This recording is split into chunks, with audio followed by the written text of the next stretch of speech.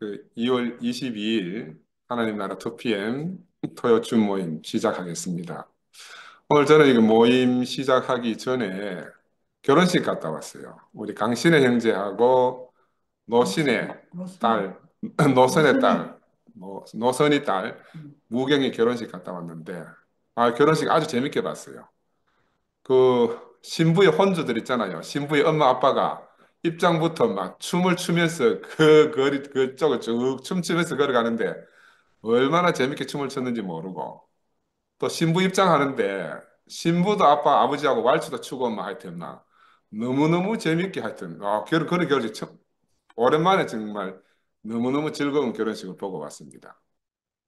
그리고 신랑도 춤을 추고 나중에 이제 웨딩 마치 이거 걸어 나올 때도 춤추면서 걸어 나오더라고. 그래야 새로운 완전히 결혼 풍속을 봤는데 그걸 보면서 우리 성경에 그런 말이 있잖아요.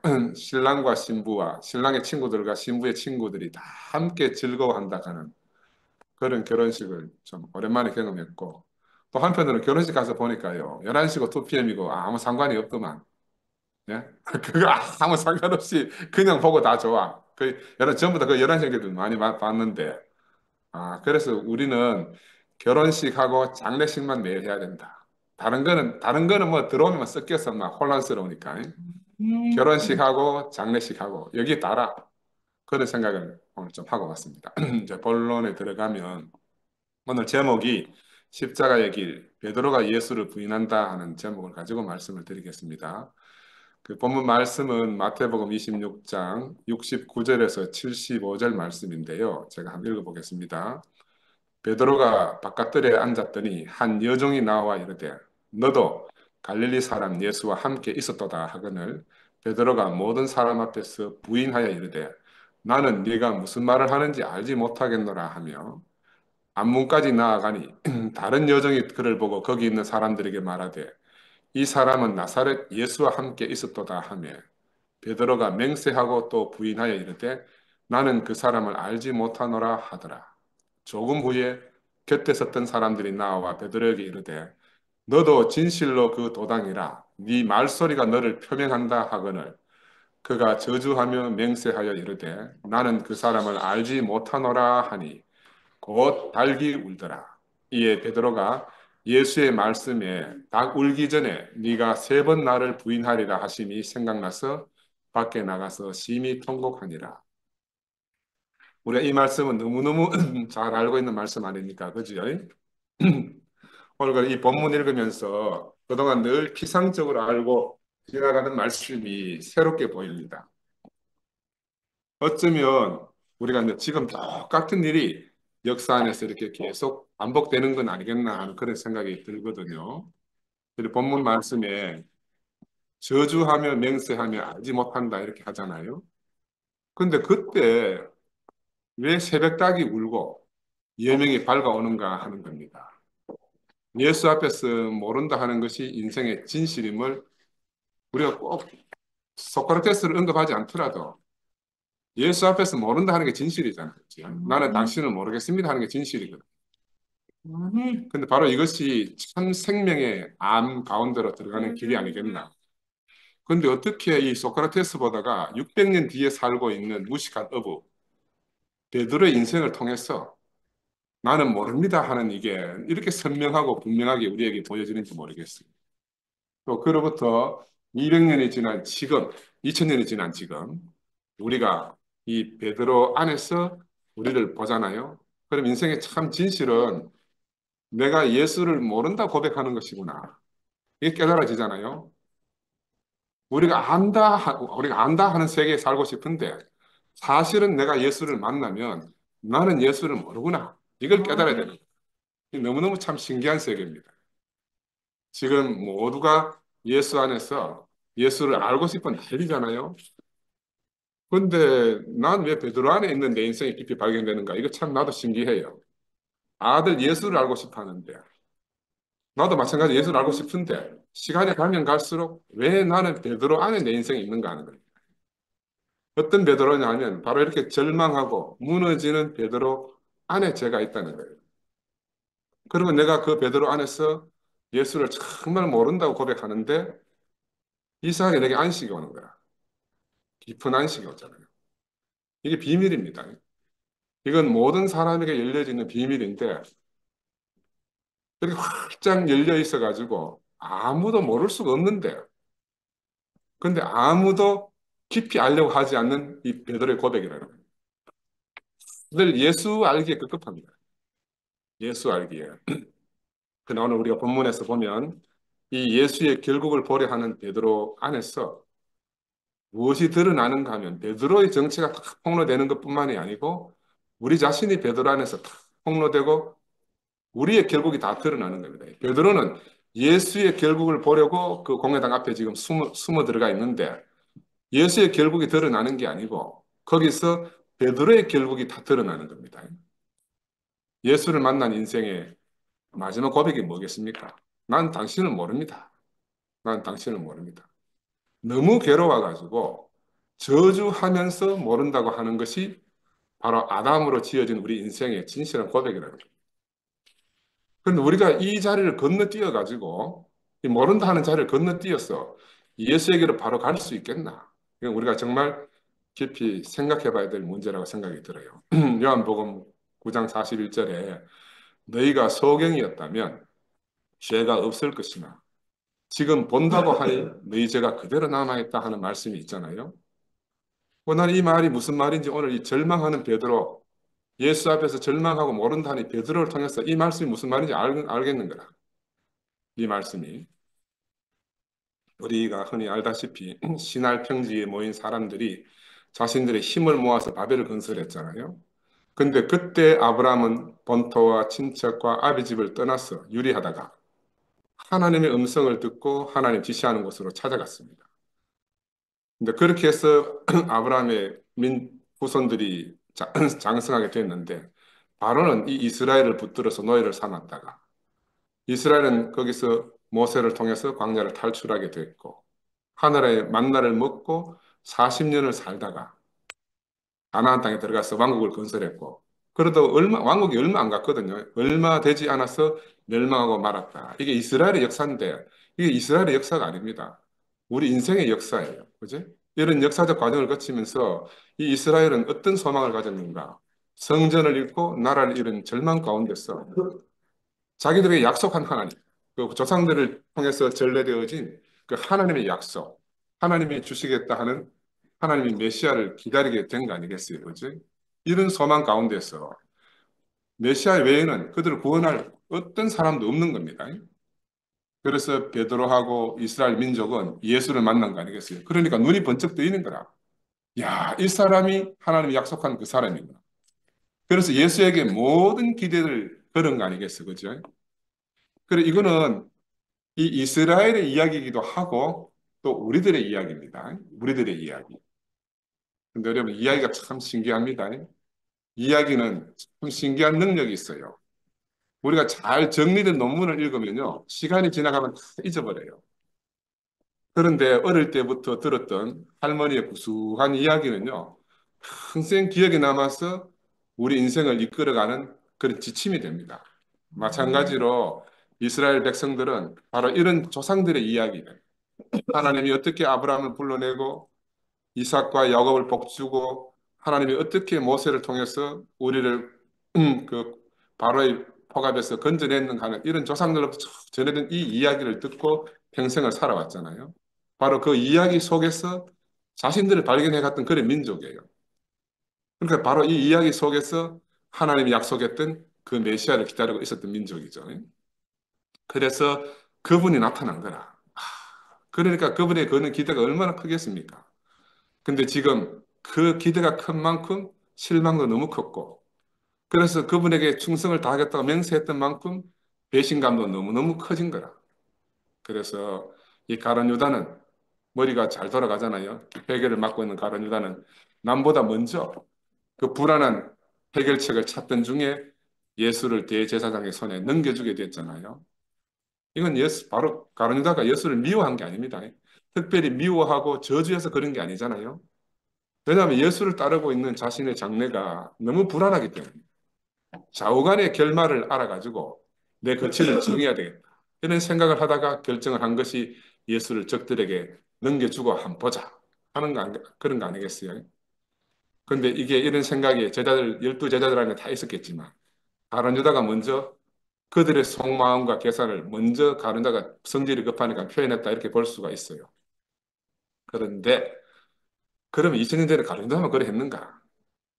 우리 중에도 지금 미리 팔아버리고 결과가 어떻게 되나 지켜보자 하는 이들이 우리가 없다 할 수가 있겠습니까? 나는 없다 할 수 없다고 생각이 들어요. 또 한편으로 우리 중에 또 다른 부류는 어떤 사람인가? 베드로처럼 기도하자 할 때는 늘 졸고 있다가 예수님 곁에서 졸고 있다가 군병들이 예수를 잡으러 오자마자 막 허리춤에 칼을 빼가지고 말고라고 표현되는 종의 귀를 잘라가지고 우리가 잘 이해하고 있잖아요. 그 칼집에 칼을 꽂고 아직도 칼에서 손을 떼지 않은 채 예수를 완력으로라도 지키려고 하는 그런 모습을 가진 사람들도 지금 있다는 겁니다.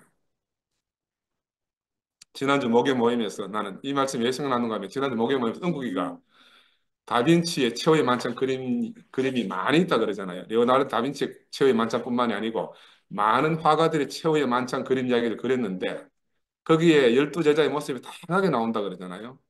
그런데 유일하게 한 사람 칼을 빼려고 손에 칼집에 칼을 빼고 있는 이 베드로는 다 똑같이 그랬다는 거예요. 야, 그래 그 이야기를 들으면서 저는 한편으로 야, 내 모습하고 너무 겹쳐져 가지고 제가 심판이 좀 많이 됐어요. 그래 우리는 지금 이 베드로 안에서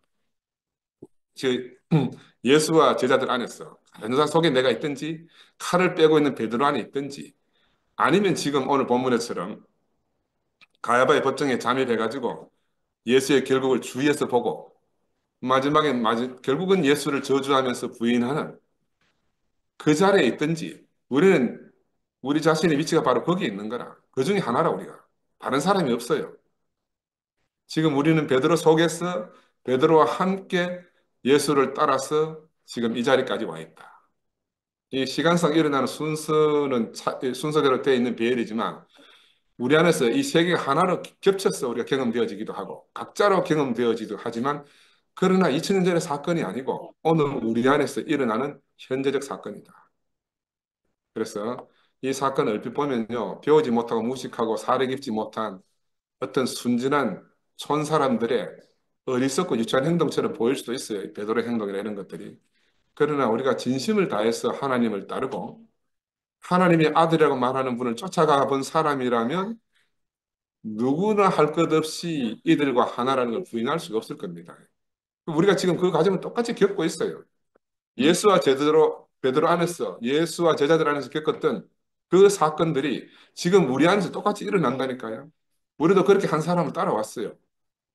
그렇게 쫓아왔고 최선을 다해 살아왔다니까요. 그러면서 그 와중에 이렇게 나눠지게 된 거라. 누구는 먼저 팔아버리는 사람도 있었고요. 누구는 지키려고 칼을 빼드는 사람도 있고요. 우리는 마지막까지 와서 모른다고 하는 그런 지경에 도달한 거라. 그래서 다른 말로 하면 만약 이런 자리에서 발견되는 경험이 없다 이렇게 말하는 분도 계실 수가 있어요. 그러면 그런 사람은 한 번도 예수를 따른 경험이 없는 겁니다. 진심으로 쫓아가본 경험이 없다 이렇게 말할 수가 있어요. 우리가 정말 모든 것을 다해서 최선을 다하면 이들 중에 우리 자신이 있다는 걸 누구나 다 알게 될 거예요. 왜냐하면 하나님과 하나님 아들의 생각과 삶이라는 것은 우리 아담의 생각과 계산과는 전혀 다르기 때문에 우리는 그 앞에서는 실망과 절망하지 않을 수가 없는 겁니다. 왜냐하면 사람은 사람의 생각과 계산을 알 수가 있어요. 그 행보도 우리가 미루어 추측해 볼 수가 있어요. 그러나 하나님의 생각과 하나님의 계산은 전혀 다르다는 겁니다. 내 생각은 내 생각과 다르다. 이렇게 하시잖아요. 그죠? 전혀 다르기 때문에 우리로서는 알 수가 없는 거예요. 알 수가 없어요. 그러니까 우리 예수는 하나님의 표현으로서 하나님의 아들이잖아요. 그러니 우리 사람이 우리의 생각과 관념으로는 하나님 아들을 우리가 알 수가 없어요. 근데 우리는 지금 착각하는 게 뭐냐 하면 우리가 알 수 있다. 알 수 있다 하는 겁니다. 그걸 누가 착각했는가 하면 베드로가 바로 그런 사람이에요. 베드로는 눈에 안 보이는 하나님이 아닌 눈에 보이는 하나님 아들을 만난 거라. 그러니까 눈에 보이니까 알 수 있다고 생각한 거라. 눈에 보인다고 알 수 있는 게 아니거든요. 예수는 눈에 보이는 사람이지만 그 속성은 하나님 자신이라. 그 우리의 속성, 아담의 속성과 하나님의 속성은 만날 데가 없는 거라. 그러니 알 수가 없는데 겉으로 사람의 모습이라고 해서 모습을 입고 왔다 해서 우리가 안다고 생각하는 거죠. 제자들이 아무리 예수의 뜻을 알려고 해도 결국 알지 못한 이유는 바로 거기에 있습니다. 그 속성이 다른 거예요. 그 제자들이 못 배우고 멍청하고 어리석어서 그런 거냐? 아니라는 겁니다. 그럼 예수가 자신의 어떠함을 감추었는가? 그것도 아니라는 거예요. 예수는 매일마다 제자들에게 자신을 다 열어놓고 말씀하셨어요. 그리고 근데 제자들은 그 말씀을 들으면 들을수록 더욱더 깊은 혼돈 가운데 빠져들게 된 거라. 얼마나 답답하겠습니까? 창세기에 보면 땅이 혼돈하고 흑암이 깊음 위에 있다 하는 말이 있잖아요. 하나님의 영이 수면 위를 운행한다. 이게 뭐 만날 길이 없다 그 말이잖아요. 만날 길이 없다. 바로 이런 상황에 베드로가 또 제자들이 처해 있다. 이렇게 말씀드리겠습니다. 그들은 서로 속성이 다른 생명으로 하나님의 속성과 아담의 속성으로 생명이 다른 생명으로 소통하려 했기 때문에 만날 수가 없고 끊임없는 평행선만을 이렇게 걷고 있다. 이렇게 말씀드릴 수 있습니다. 이게 바로 하나님과 사람의 만남의 전형적인 문제입니다. 하나님과 사람은 이렇게 만날 방법이 없어요. 마찬가지로 예수와 베드로의 사건은 하나님과 인간의 사건을 대표한다. 그러니까 표면적으로는 우리가 똑같은 모습을 가진 사람인 예수지만 바로 하나님과 인간이 만난 거라. 그러니까 그 만날 접점이 없다는 거죠. 예수는 우리가 똑같은 육신 안에서는 같은 인간이었지만 하나님을 대표하는 입장에 계신 분이고 베드로는 갈릴리 하찮은 어부였지만 그러나 하나님을 찾고 있는 모든 인류의 대표자라 이렇게 말씀드릴 수 있어요. 그래서 하나님의 생각과 사람의 생각은 서로 다르다. 그건 예수의 생각과 베드로의 생각이 다르다. 이렇게 말씀드릴 수 있는 거고요. 또 예수의 생각과 지금 예수를 잡아 죽이려고 하는 대제사장의 생각이 다르다. 아무 데도 같은 데가 없다는 겁니다. 아무 데도 같은 데가 없어요. 그래서 이것은 뭐 설득시키고 이해시키고 하는 이런 객관적 세계 안에 있는 게 아니라 근본과 본질이 전혀 다르고 말로 설명이 불가능한 생명의 세계라는 거죠. 그게 베드로가 있는 세계하고 예수가 있는 세계는 이 말로 설명이 안 되는 세계라는 겁니다. 생명은 살고 나타나는 게 생명이에요. 생명은 설명이 불가하단 말입니다. 그죠? 개와 소의 생명이 서로 다르듯이 예수와 베드로는 그들의 생명의 연고로 서로 다른 거라. 다른 이유가 없어요. 그냥 단지 다른 거라. 예수는 한 번도 비밀을 가지고 계시지 않으셨어. 모든 것을 열어놓고 가슴을 찢어서라도 열어 보여주고 싶은 게 예수의 심정인데 모든 것을 열어놓고 보여주셨고 또 말씀해 주셨는데도 불구하고 더욱더 알게 하려고 자신의 최선을 다해서 그렇게 말씀하셨잖아, 그렇지? 예수님의 소원은 다른 말로 하면 자신을 모든 사람들에게 모두에게 알리는 것이 예수의 소원 아니겠어요? 그러니 비밀이 있다 할 수가 없는 거라. 만약에 비밀이 있으면요, 비밀은 계략이 있는 사람이 가지고 있는 게 비밀이거든요. 어떤 사람, 어떤 사회든지 간에 비밀이 있으면 그건 계략이 있기 때문인 거라. 근데 예수에게는 하나님 나라에는 비밀이 있을 수가 없어요. 하나님 나라는 열려진 세계라. 그런데 그 예수가 자신을 드러내면 드러낼수록 사람들은 거꾸로 야, 뭔가 우리가 모르는 비밀이 있구나. 이렇게 생각한다는 거예요. 이게 참 신기한 일입니다. 그래서 요한복음 10장 20절에 보면 그런 말이 있어요. 네가 그리스도이면 밝히 말하라. 언제까지 우리 마음을 어지럽게 하겠느냐. 이렇게 하는 말씀을 한다는 거라, 사람들이. 무슨 말인고 하면 들으면 들을수록 모르겠는 거라. 그러니까 무언가 숨기고 우리를 혼란스럽게 한다. 이렇게 하잖아요. 사람들이 다 생각할 때 예수는 비밀이 있는 사람입니다. 제자들도 예외가 아닙니다. 3년 반 동안이나 밤낮 없이 예수와 함께 먹고 자고 그렇게 살아왔잖아요. 그런데 그분이 입만 열어 말씀만 하시면 그들은 혼돈 가운데 떨어집니다. 이게 예수의 제자들과 공자의 제자들의 차이점이에요. 공자의 제자들은요, 그분에게서 뭐 질문하면 대답을 들어. 그 공자와 제자들은 질문하고 대답하는 이게 가능한 관계라. 그런데 예수와 제자들 사이에는 이 묻고 대답하는 게 제대로 이루어질 수가 없는 거라. 이 세계가 달랐어요. 세계가 달라가지고. 생명의 관계는 묻고 대답해서 알 수 있는 게 아니다. 그래서 마태복음 처음에 뭐라고 나오는가 하면 낳고 뭐 누가 낳고 누가 낳고 저도 뭐 옛날에 어릴 때 보면 야 뭐 재미없다 성경 한 볼락 하면 뭐 제일 첫 번부터 뭐 낳고 낳는 것만 나오니까 근데 달리 표현할 방법이 없는 거라 생명의 세계는 그냥 낳고 낳는다 이게 다라 어떻게 낳았노 물어볼 수가 없어요 응? 어떻게 낳았느냐 물어볼 수가 없는 거라 그 제자들은 예수에게서 답을 들으려고 질문했다가 의문만 자꾸 더해지게 되는 거예요 그 나중에는 질문할 수가 없어요 질문하면 의문이 더 많이 생기니까 질문할 수가 없는 거라. 요한복음 14장에 보면요. 아버지 집이 어디 있느냐 이렇게 한번 질문하잖아요. 근데 뜬금없이 나를 보았거늘 어찌 아버지를 보여달라 하느냐 하는 이런 답을 탁 듣고 나니까 더 이상 질문할 수가 없어. 내가 원하는 답을 안 해주니까 질문하면 모르는 답만 하니까는 질문할 수가 없는 거라. 그래서 마지막 질문이 뭐냐? 질문을 하다가 마지막 질문이 뭐냐 하면 도대체 당신은 누구입니까? 이 질문을 할 수밖에 없는 거라. 도대체 당신은 누구입니까?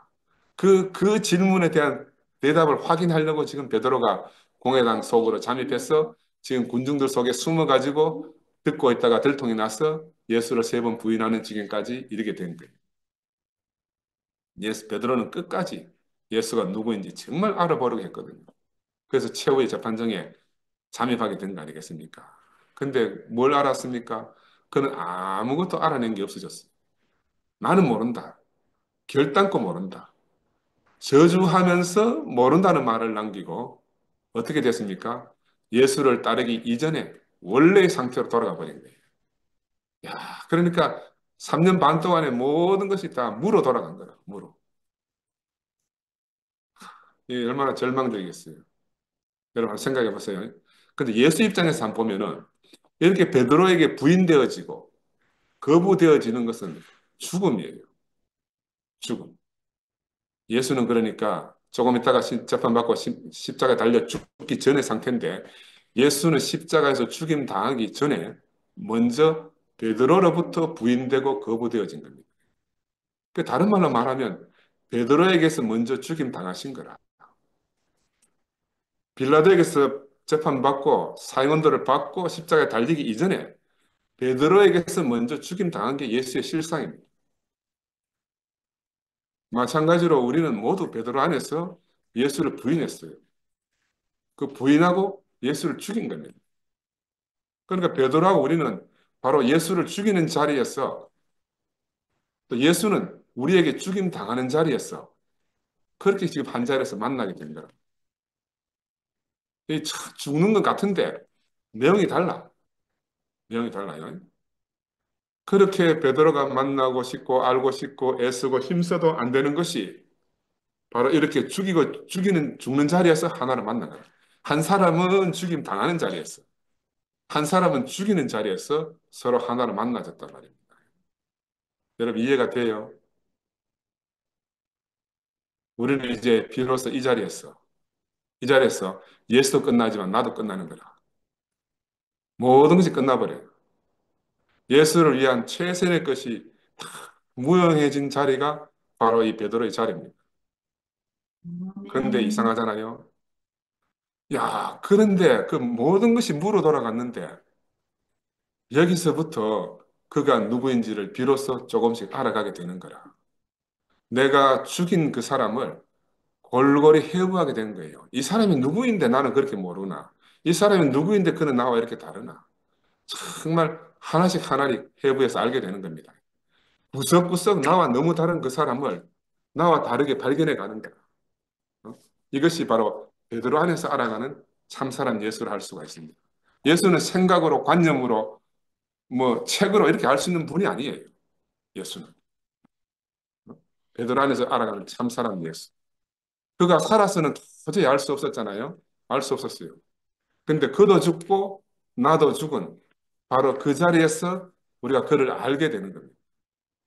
그 자리에서. 베드로는 동네 친구들이 그에게 예수가 누구냐 이렇게 묻는 질문을 받을 수 있었겠지 않겠어요? 예수가 누구냐? 너도 그 패가 아니냐고 물었다 하더라도 베드로의 대답은 명확합니다. 나는 모른다.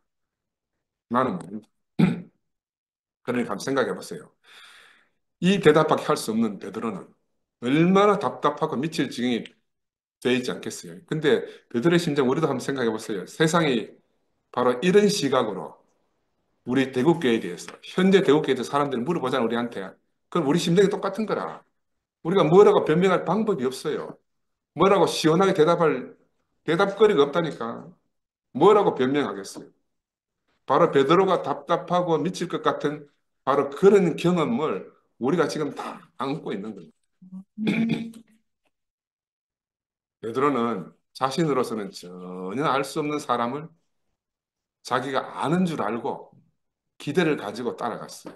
아는 줄 알고 기대를 가지고. 그리고 가면 그냥 혼자만 간 게 아니잖아요. 많은 사람들에게 이 사람이 천하에 없는 사람입니다. 우리의 메시아입니다. 막 좋다고 선전해 가면서 그렇게 따라갔단 말입니다. 천하에 둘도 없는 그분에게 맹세하고 가면서 다른 제자들과 함께 갔는데 지금 이런 지경에 도달했으니까 입이 열 개라도 할 말이 없고 저도 이런 경험 많아요. 내가 우리 교회에 대해서 하도 막 바깥에 자랑을 많이 하고 다녔기 때문에 사람들이 물으면 막 미치겠는 거라. 아발 방법이 없어. 미치겠다니까요. 답답하고. 그러니까 이게 얼마나 한편으로 놀라운 일이고 또 한편으로 얼마나 허망한 일입니까?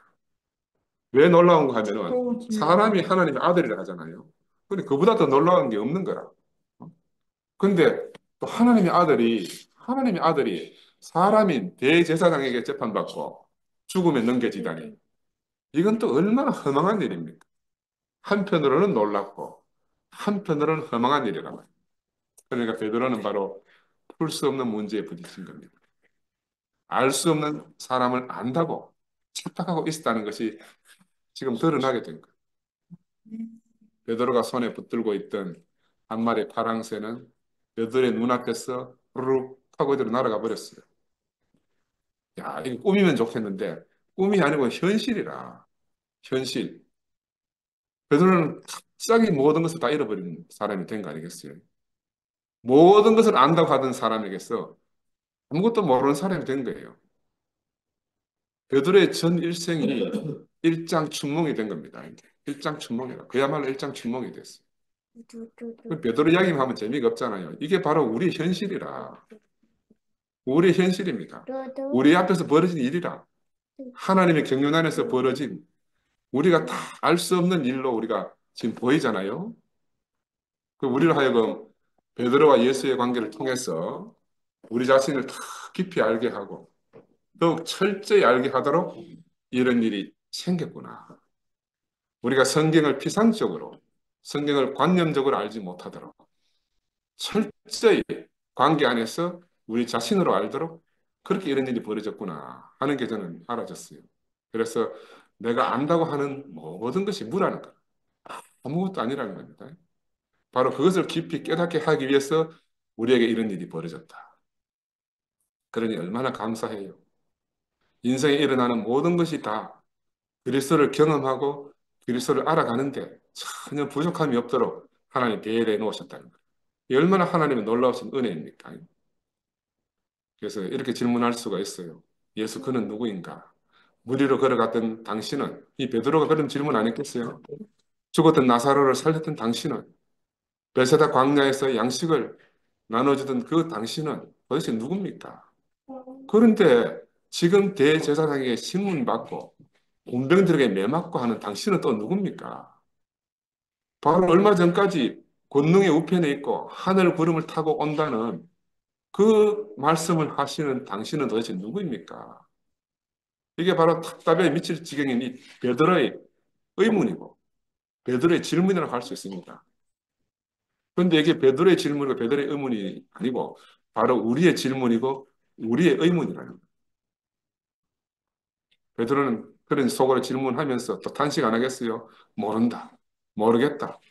저주하면서 나는 이 사람이 도대체 누구인지 모르겠다. 왜 이런 일이 우리한테 일어나는지 모르겠다. 이렇게 안 하겠어요? 그래서 우리가 여기서 꼭 기억해야 할 게 뭔가? 이 베드로가 모르는 분을 베드로가 지금 예수를 모른다 고백하잖아요. 2000년이 지났어요. 2000년이 지난 오늘 우리가 예수를 한 번도 경험해 보지 못한 우리가 예수를 알 수 있다고 하는 것은 우리가 우리 자신을 너무 모르는 거 아닌가? 한번 생각해 봐야 되는 거라. 아멘. 그죠? 베드로가 모르는 대상은 다른 말로 말하면 우리도 모르는 겁니다. 당연히 모르는 것이 정상이라. 그래서 베드로는 우리의 대표로 지금 이 고백을 하는 겁니다. 모른다. 모른다. 이 모름이라는 것은요, 답답한 가운데, 칠흑 같은 어둠 가운데로 던져지는 그런 기분일 거예요. 전라도 사투리 쓰는 우리 어머니 말로 표현하면요, 지난번에 상도가 미국 가서 한번 이야기하던데, 우리 어머니가 늘 그런 말을 했어. 가슴에 폭복증이 일어난다. 가슴을 두드리면서 막, 내 가슴에 폭복증이 일어난다. 이런 말 하거든. 폭복증. 답답해서 미치겠다 이 말인 거라. 바로 그런 폭복증이 생길 수밖에 없는 그런 상황 가운데로 떨어진 게 베드로의 상황이라. 또 다른 한편으로 말씀을 드리면 하나님을 따르고 예수를 쫓던 사람들의 진실한 대답을 할 수가 있습니다. 당신이 누구인지 우리가 전혀 모르겠습니다. 이게 우리의 진실한 고백입니다. 모른다는 것을 아는 사람은 그때부터 어떻게 되는가? 잠잠히 기다리게 됩니다. 모른다는 걸 아는 사람은요, 모르기 때문에 더 이상 움직일 수가 없게 돼요. 모르기 때문에 스스로 한 발자국도 나갈 수가 없게 되는 겁니다. 그때부터 어떻게 되는가? 하나님이 움직이게 하지 않으면 한 발짝도 움직일 수 없는 인생의 위치를 지키지 아니할 수 없는 바로 그런 사람이 되는 거라. 이건 의지의 문제가 아니에요. 결심의 문제가 아닌 거라. 바로 생명의 문제라는 겁니다. 생명이 그런 생명이 됐다는 거죠. 베드로는 우리가 쭉 살펴보면 베드로는 정말 진실하게 자신을 표현하는 사람이잖아요. 있는 대로 보이는 대로 말하는 사람이라. 주는 그리스도시요 살아계신 하나님의 아들입니다. 이 얼마나 그 시대에 무서운 고백입니까? 사람을 보고 하나님의 아들이라고 하다니. 이 말을 들으면 유대인들은 다 베드로를 죽이려고 할 거 아니겠어요? 근데 베드로는 두려워서 그 말을 못한 사람이 아니라는 거라. 베드로가 하는 모든 말은 그 자신으로 최선의 진실이라. 옥에도 같이 가고 죽는데도 같이 가겠다 하는 말도 진실이고 다 실족할지라도 나는 실족하지 않겠습니다 하는 말도 진실이라. 마찬가지로 오늘 모른다 하는 말도 진실이라. 그 말도 진실이라. 베드로는 본 대로 말했습니다. 또 들은 대로 말했어요. 나는 그래서 이 대목에서 우리 돌아가신 이 목사님 생각이 나는데 예수를 희미하게 알았다 그랬잖아요. 이 목사님도 예수를 희미하게 알았다 그랬어요. 아마 나는 물어보지는 않았지만 아마 이 자리에서 베드로 안에서 자신을 발견하지 않았겠나 싶어요. 자신이 평생을 따라왔는데 마지막 예수 앞에 딱 서니까 예수를 전혀 모르겠는 거라. 그래 목사님은 희미하게 내가 그동안 예수를 희미하게 알았다. 그러고 나서 그러고 나서 제자들이 다 도망갔다는 말이 고백이 나온 거죠. 나는 그 대목이 지금 목사님 살아계시면 한번 물어보고 싶었어. 물어보고 싶은 대목이라. 어떻게 해서 희미하다고 말씀하셨는가? 왜 제자들이 다 도망갔다고 말했는가? 당신은 어디에 계셨나? 바로 이 베드로 안에 있었는 거라.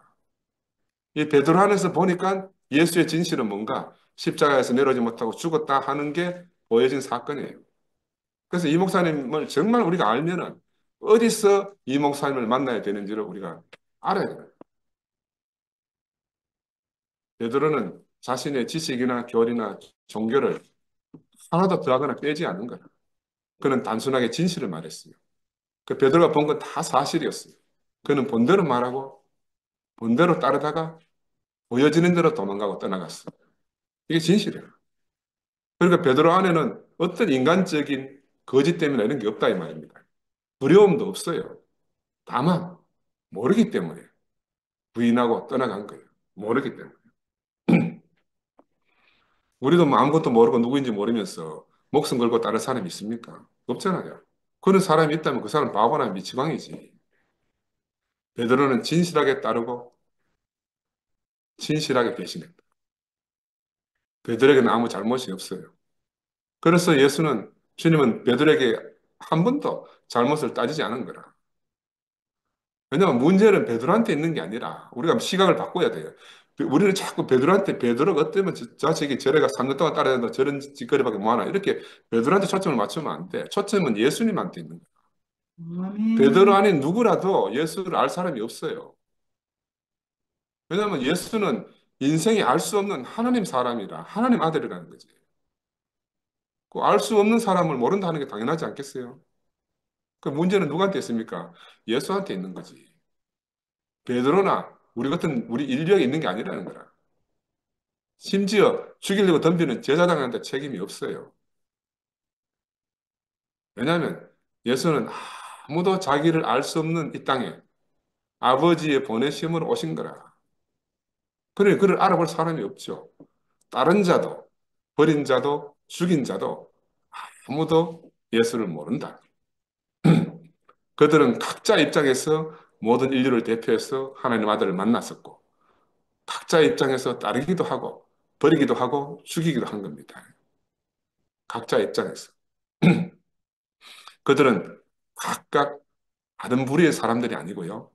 한 무대가 펼쳐졌는데 그의 각자 역할을 맡은 배우다. 이렇게 말할 수밖에 없는 거라. 주인공은 예수라, 예수. 우리의 초점이 어디에 있어야 되나? 그래서 슬픈 생각이 들어요. 슬프다. 왜 인간은, 왜 인간은 자기를 지으신 이를 모르고 그의 아들을 모르겠나? 그러나 또 한편으로 베드로는 부활한 예수를 다시 만났습니다. 베드로는 비로소 그를 알게 됐어요. 이게 바로 우리의 소망입니다. 우리 어떻게 아는지 몰라. 그러나 그는 몰랐는데 알게 됐다는 거라. 만나게 된 거라. 그가 모르던 자를 자신으로 알게 된 겁니다. 그가 버렸던 자를 위해서 자신을 버린 거예요. 그는 거꾸로 매달려 죽었잖아요. 이게 베드로 안에서 보는 우리의 소망이고 베드로 안에서 우리가 가질 수 있는 희망이라는 겁니다. 그래서 모름을 고백하는데 알게 된다. 죽었는데 살게 된다. 깊은 어둠 가운데서 별이 더욱 빛난다. 이런 말들은요, 우리가 그냥 지식으로 그냥 생각하는 게 아니에요. 이게 정말 역설입니다, 역설. 알 수 없는 말인데 우리가 또 아는 것처럼 말하고 있잖아요. 알 수 없는 말인데. 이런 말들은요, 모든 인간의 상식과 지식을 넘어서는 말이잖아요. 저도 그동안 예수를 직접 알기를 소원했어요. 예수 안에서 직접 내가 발견되기를 정말 바란 거라. 또 다른 말로 하면요, 모든 기독교인들이 바로 원하고 바라던 바가 그겁니다. 야, 그런데 베드로를 보는데, 이 절규하는 베드로를 만났는데, 예수는 바로 이 사람을 보고 자신의 증인이라고 하는 거라. 모른다는 사람을 두고 내 증인이라고 하는 거예요. 이 사람이 바로 교회의 반석이라는 거라. 베드로를 통해서 예수는 이 밤하늘의 별처럼 찬란하게 빛나는 겁니다. 왜? 베드로 안에 어둠이 깊으면 깊을수록 예수는 밤하늘의 별처럼 그렇게 더 밝게 빛나는 겁니다. 그래서 다른 말로 말하면요, 베드로는 자신의 전 존재로 모른다 하는 그 존재를 가지고 참 빛인 예수를 지금 증거하는 사람이 된 거라. 이게 아이러니 아니겠어요? 우리가 빛이 돼서 빛을 증거할 수가 없어요. 우리는 어둠인데 이 어둠을 통해서 빛을 증거하는 사람입니다. 베드로는 지금 예수를 설명할 수 없어요. 베드로는 지금 예수 앞에서 절망하고 있습니다. 야, 그런데 이 베드로에게 주님이 다시 찾아왔습니다. 네가 나를 사랑하느냐? 이렇게 묻고 있잖아요. 자신이 예수를 사랑할 수 없으면 이제 온 세상이 다 아는데, 야, 예수는 짓궂지. 네가 나를 사랑하느냐? 이렇게 묻는다니까요.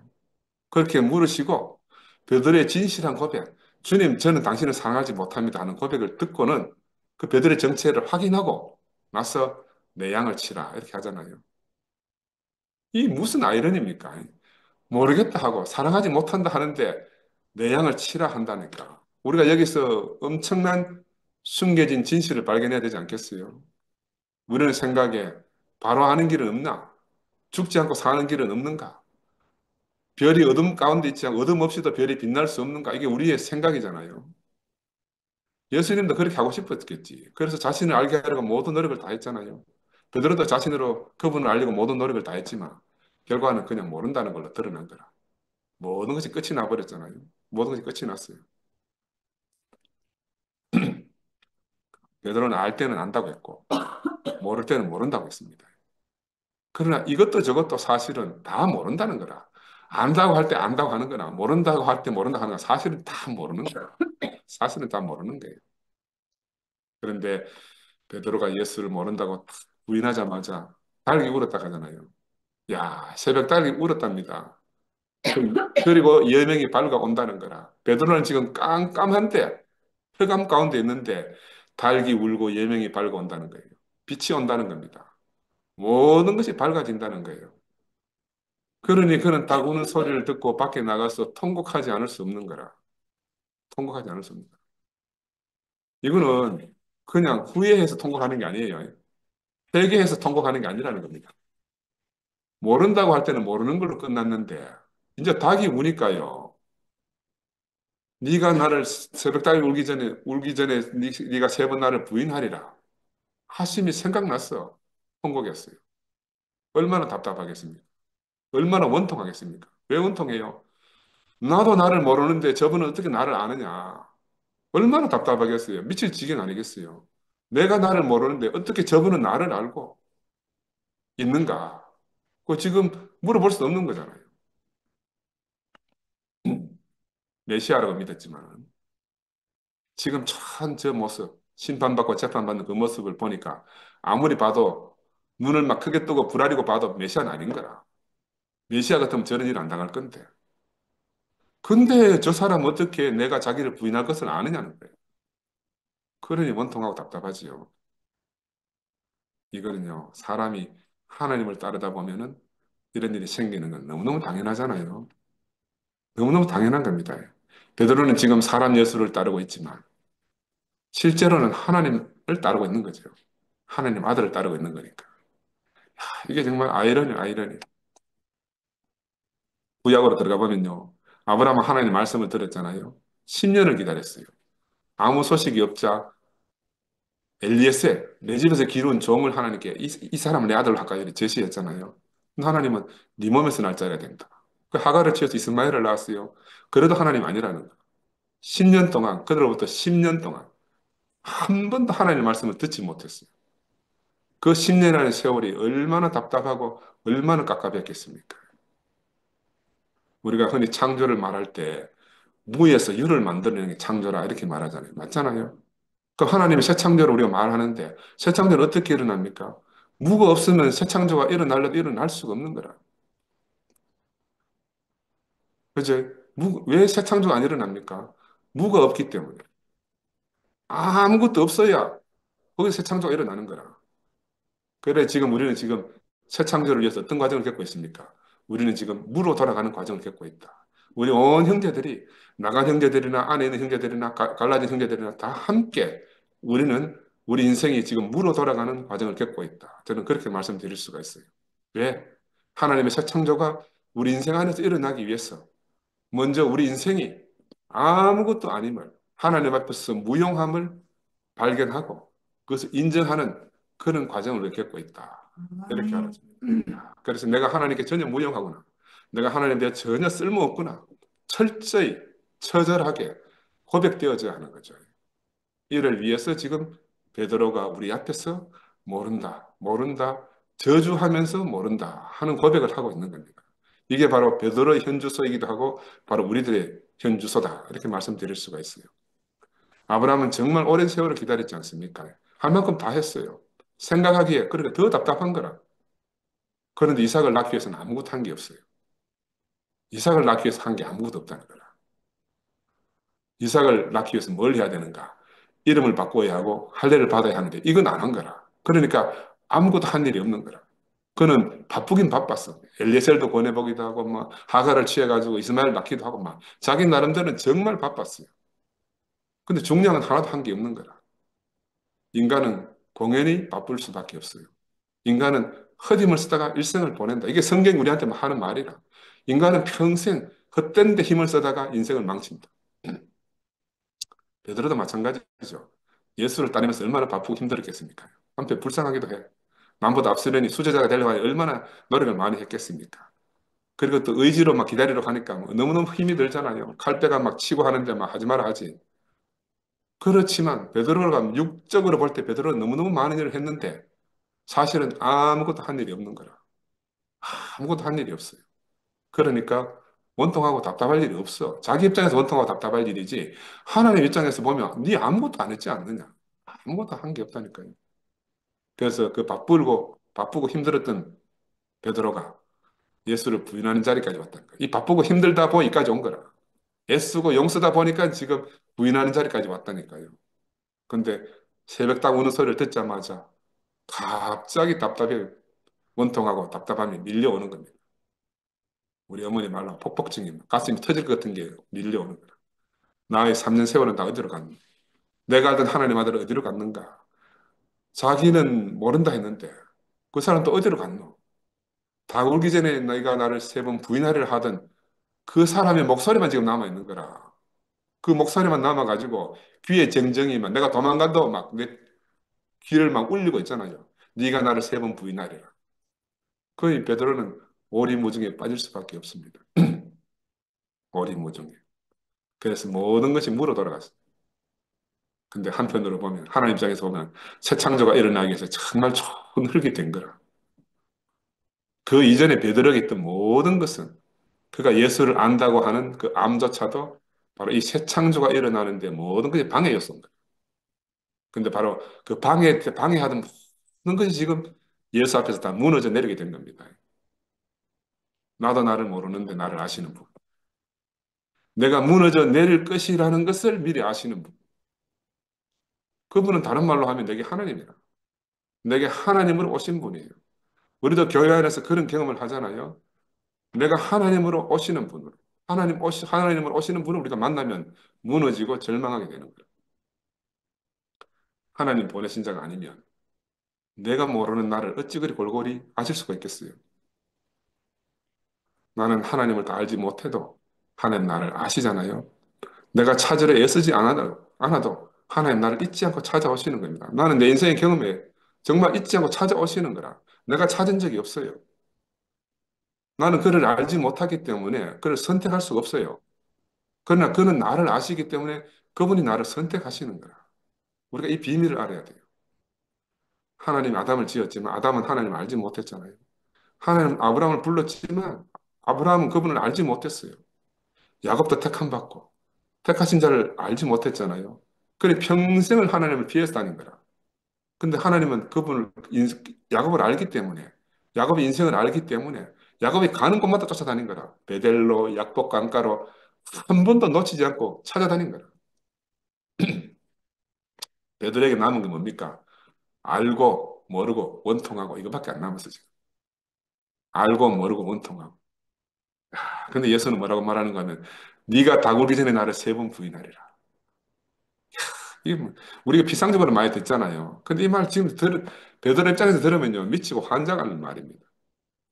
이사야서 55장 8절에 그런 말이 있어요. 내 생각은 너희 생각과 다르다.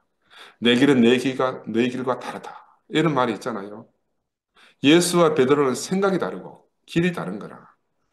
베드로는 모르는 말을 하는 사람이고 예수는 아는 말을 하는 사람입니다. 그래서 한 사람은 하나님이 정하신 길을 간 사람이고 다른 한 사람은 자신이 모르는 길을 가고 있는 사람이잖아요. 그러니까 이 길에서 서로를 안다는 건 불가능한 거라. 베드로는 누구보다도 예수를 가까이 따랐던 사람 아닙니까? 그러므로 이런 경험을 하게 됐어요. 온전히 무너지는 경험을 하게 된 거라. 그가 쌓아 올리고 쌓아 올리고 최선을 다해 쌓아 올렸던 것이 와르르 다 무너지는 경험을 하게 된 거예요. 바로 이렇게 무너진 사람에게 어디선가 다구름 소리가 들린다는 겁니다. 아무한테나 들리는 게 아니고 이렇게 바로 깜깜한 가운데서 절망 가운데서 무너지는 사람에게 어디선가 우는 울음소리가 들린다는 겁니다. 그 무슨 말이에요? 새벽 미명이 밝아온다는 거죠. 찬란한 해가 돋는 아침이 온다는 거잖아요. 이제는 그 빛 가운데서 모든 것을 밝히 보게 되는 새로운 세계가 열린다는 겁니다. 그리고 누가 이 과정을 건너뛸 수 있겠어요? 베드로는 공회당 앞에서 그 어둡고 캄캄함을 지금 예수를 부인하면서 온몸으로 부인하면서 지금 지나오고 있어요. 근데 예수는 십자가 위에서 아버지 하나님의 외면 속에 절규하면서 그 칠흑 같은 어둠을 지나가고 계신 거라. 서로 길이 다르지만 다 똑같은 입장에 처해 있는 거죠. 베드로는 예수를 부인했어요. 아버지 하나님 그 아들 예수를 외면했어요. 그 예수의 입장이 어떻겠습니까? 자기를 평생 따르던 제자들은 자기를 부인하고 자기가 그렇게 따르던 하나님은 자기를 외면하고, 이게 바로 십자가에 달리신 예수의 입장이다. 예수는 바로 이 자리에서 어떤 일을 이루셨는가 하면 아벨의 신원하는 그 억울함도 끝냈고, 가인의 분노로 대변되는 그 대제사장과 서기관들의 분노도 다 한 방에 다 끝냈습니다. 그래서 온 인류가 하나 되는 유일한 길을 제시하는 분으로 우리 앞에 서 계신 거라. 이 베드로는 하나님 아들 오신 예수를 알지 못했잖아요. 사람은 그 지으신 하나님을 우리가 알 수가 없는 게 당연해요. 그러나 우리는 베드로 안에는 내 자신을 발견할 수가 있는 거라. 나는 이 비밀을 봤어요. 야, 내가 예수 안에 있다고 하려고 하니까 너무 예수는 모르는 분이라. 그 내가 베드로는 너무 막 말 안 해도 다 알겠어. 그 속속들이 다 알겠는 거라. 우리는 베드로 안에 있다 하는 게 정상 아니겠어요? 아멘. 우리는 다 하나님을 직접 알고 싶었잖아. 예수도 직접 알고 싶었어요. 직접. 그래, 우리 이엘레 목사님 옛날 살아계실 때 사람 찾아서 목사님은 어떻게 이 비밀을 알았습니까? 목사님이 아는 그걸 알면 자기가 글로 가겠다 그 말이거든. 근데 신기하게 성경은요. 아브라함이 75세 하나님 부름을 받았는데 75세 동안 아브라함 뭐 됐는지 전혀 몰라요. 예수가 공생에 30년, 30살 공생에 시작했는데 그 전에 뭐 했는지 몰라. 그죠? 이게 신기해요. 성경은 다 이런 이야기가 써놓은 거라. 우리는 그 과거를 알 필요가 없어. 그냥 그렇게 부름받은 그 사람을 알면 돼. 응? 근데 그 사람이 어떻게 해서 이걸 깨달았는가? 이거 디비려고 하다가 전부 오리무중에 빠지게 되는 거라. 그래서 하나님 우리에게 직접 알고 싶은 우리에게 보이지 않는 자신을 대신해서 보이는 사람으로 아들 예수를 보내주셨잖아요. 근데 사실은요, 눈에 보인다는 것 외에는 모든 속성이 다 하나님이기 때문에 아담 안에 있는 베드로가 도저히 알 수 없는 분을 만난 거죠. 그 베드로는 눈에 보이는 하나님 아들로 경험했잖아요. 그리고 우리보다 먼저 더 철저하게 나는 모른다. 그와 나는 다르다. 그걸 철저히 경험해 간 거예요. 근데 바로 이 베드로의 경험이 바로 어리석은 우리들에게 빛이 되고 길이 되는 거라. 나는 그래, 예수가 내 길이다 말 못하겠어요. 베드로가 내 길이다. 나는 이 말을 할 수 있는데. 그거는 막 너무나 분명해. 그 베드로 안에 있으면 예수를 만나게 돼요. 아는 게 중요한 게 아니에요. 만나게 되는 게 중요하잖아요. 유일하고 산 길이신 예수를 아는 데는요. 베드로가 우리에게 제시한 이 길 외에는 다른 길이 없어요. 베드로가 제시한 길은 어떤 길입니까? 예수를 만나서 철저히 무너지고 절망하는 길. 이 길이 바로 우리 모든 아담에게 제시한 길이라. 다른 길은 없어요. 철저히 무너져야 되는. 그래서 이 베드로는 우리가 우리 자신으로 경험할 수 있는 우리가 성정이 똑같은 사람입니다. 하나도 다르지 않다. 그 얼마나 쉽습니까? 이 길에서 베드로는 우리의 대표자라. 그리고 교회의 기초석이라. 야, 나는 눈에 안 보이는 하나님 알려고 하다가 정말 절망했어요. 또 하나님 아들 예수를 알려고 하다가 무너졌어요. 근데 나와 하나도 다르지 않는 이 베드로는요, 자기가 만나고 따르고 절망했던 이 예수를 그리스도로 고백하고 하나님 아들로 또 세상 어디에도 구원을 얻을 만한 다른 이름을 주시 않았다고 담대하게 선포하는 사람으로 변화된 겁니다. 변화된 거예요. 다시 요약하면은 베드로는 예수를 만나 절망했고 우리는 이 목사님을 만나서 우리 자신이 다 무너지는 경험을 가졌어요. 야, 근데 이 자리에서 새벽 미명처럼 밝아오는 우리가 생명의 빛을 경험하게 된 겁니다. 그래서 우리는 부활 생명의 실제를 맛보고 누리게 되는 생명의 세계로 옮겨지게 된 거예요. 그래서 저는 고백할 수가 있어요. 난 이 베드로의 자리가 바로 나의 자리다. 우리의 자리다. 우리는 예수 안에 있기 전에 먼저 베드로 안에서 발견되어져야 됩니다. 베드로 안에서 본 예수, 베드로 안에서 만난 예수. 이분이 우리의 참 구원자입니다. 감사합니다.